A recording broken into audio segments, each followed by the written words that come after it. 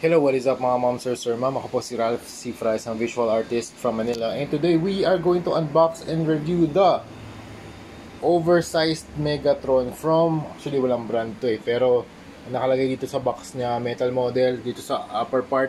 Not just a toy but the child's hero dream. Leader Ultimate Battle Model Series. Tapos dito model series.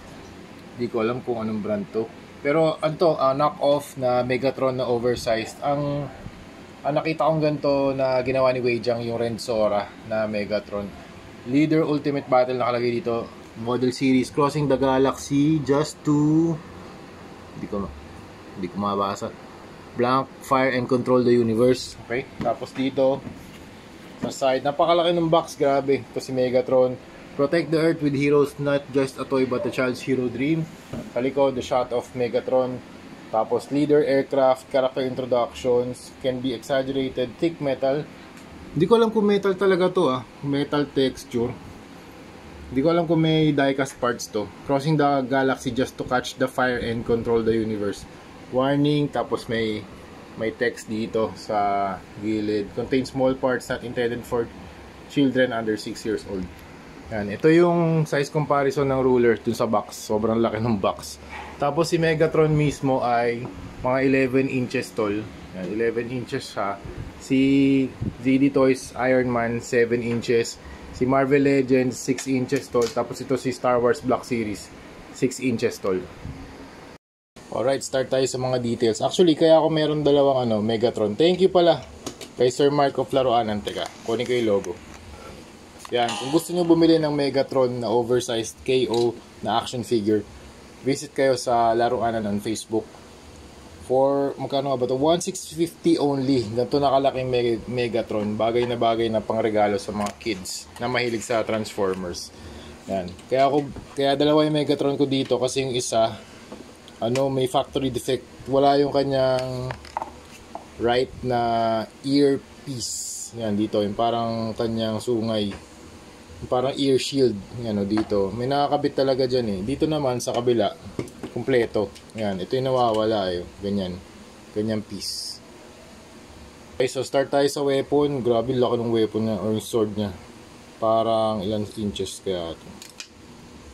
7 inches, 7.25 inches long. Grabe. Ayan 7.25 inches long. Grabe yung haba nito. Kulay red. Okay naman yung red. Hindi siya painted pero red yung plastic na ginamit nila.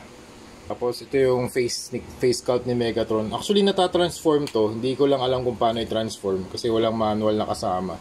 Pero may mga na-discover ako mga parts na natatanggal. Like itong chest nagpa-pop out siya. Yan, ito may mga kiniklip kasi. Ayoko kasi masira yung yung action figure.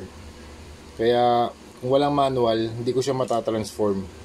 Yan, tapos nagiging ganito siya. Nagiging jet 2 Hindi ko lang alam paano. Pero ganyan yung itsura niya. Yan, pag na babaklas. Yan, ganyan Tapos may mga markings dito. Maganda naman yung paint job niya. Maganda yung copper. Ganda ng detail Stick ng copper design. Tapos yung cockpit nandito, yung kulay red. Yan. Tapos yung nose ng aircraft nandito. Then we have hindi ko na siya muna itatransform Okay din yung chest piece, maganda. Yung arms. Ang design nga pala nito yung sa Transformers Megatron from the Last Night na movie. Tapos ito yung kanyang gun na mounted dito sa kanyang arms. Yung arms niya hollow lang para siguro to sa transformation siguro to Parang tinitiklop ata to. Yan, para maging jet. Tinitiklop yung fist yan. Tapos, okay din yung copper paint dito sa may ab area. Dito sa may shoulders. Maganda rin yung shoulders niya. Very smooth yung very glossy din yung material na ginamit. Yung finish na ginamit dito. Maganda rin yung quality ng plastic. Hindi masyadong brittle. Pero yun nga, ingat din kayo kasi since KO to, baka mas weaker yung mga joints niya. Kasi pag tinransform nyo, usually yan, magkakaroon ng mga friction or yung galawan ng mga joints, kaya ingat lang din sa pag-articulate o pag-rotate ng mga joints ng mga action figures na katulad nito. So dito sa paa, ang ganda rin ng knee pads niya or knee armor. May mga paint scuffs lang onti dito. Ayan. Sa wings, ito natatanggal to para maging wings Pero yun nga, sayang hindi ko alam kung paano i-transform to eh. Ayoko masira yung yung action figure, sayang. Tapos ito yung mga booster. Ito, booster ng Jet. Para siyang side skirt niya. Ito yung front skirts, super nice din. Parang Gundam style. Gundam armor style. Tapos ito yung feet niya, 1, 2, 3 na nails. Tapos ganda ng knee pad, silver. Maganda yung combination ng colors niya. Gray, tapos meron ka red sa face. And then ito yung face cut po, super nice na face cut. Yung ngipin niya naka siya talaga, naka green yung yung expression. Ang galit na galit lang. Yan. Dito kasi ang gawin na lang natin dito, battle damage na lang siguro. Kasi nawala yung earpiece niya eh. Sayang. Ayun nga, sinabi ko na rin, Child Zero Dream to. Kaya kung may kayong mga pang mga anak or kamag-anak na mahilig sa Transformers, sulit na sulit to kasi 1,650 only. Ang laki nito. Sobrang laki. Parang mga 12 inches. Yung si Optimus Prime pala mas malaki pa kasi laki niya talaga isang ruler. Ito 11 inches to, Leo. Yan. Parang malaki na rin, 'di ba? For 1,650 only. Super nice. Ito Black Series, oh. Gano'ng kaliit yung Black Series diyan. Yan. Kaya sobrang angas na nitong Megatron na to. Yun nga lang, hindi ko siya matatransform para sa inyo. Okay? Pero natatransform to nagiging jet to. Okay, punta tayo sa articulation. Yung head, alam ko 360 to. Ayan, 360. Up and down. Okay, tapos ito nagagalaw.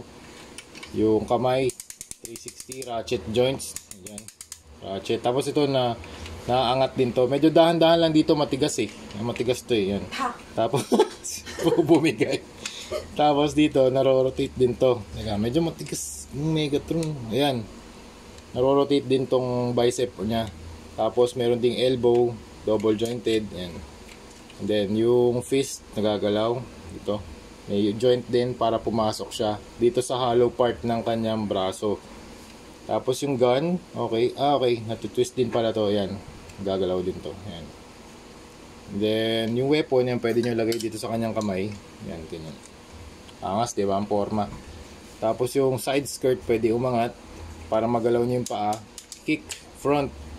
Tapos, ayan, back, pwede rin. Pwede nyo igalaw to para mas malaki yung range of motion. Ingat-ingat lang sa pag-rotate baka biglang pumalas to. Ayan. Outward. Tapos double joint. Ay, single. Okay. Okay naman din yung knee niya. 90 degrees yung knees. Tapos yung paa, swivel din, meron din. Tapos meron ding joint dito sa part na to. Okay. Para ma-transform siya. Sayang, hindi ko mapapakita sa inyo eh. Pero maangas to Megatron na to. Maangas to pag na-transform. Siguro pag may video, kaya ko to gawin. O kaya manual. Kasi walang kasamang manual eh. Okay, so yun lang mga ma'am sir. Thank you very much for watching. Again, kung gusto nyo ng Megatron 1,650 only kay Laro Anan, okay? Yan, mag-send lang kayo ng message kay Laro Anan for your inquiry. Meron siyang Optimus Prime, may Bumblebee pa na parating, okay? So yun, thank you very much for watching and see you sa next video. Okay, bye-bye.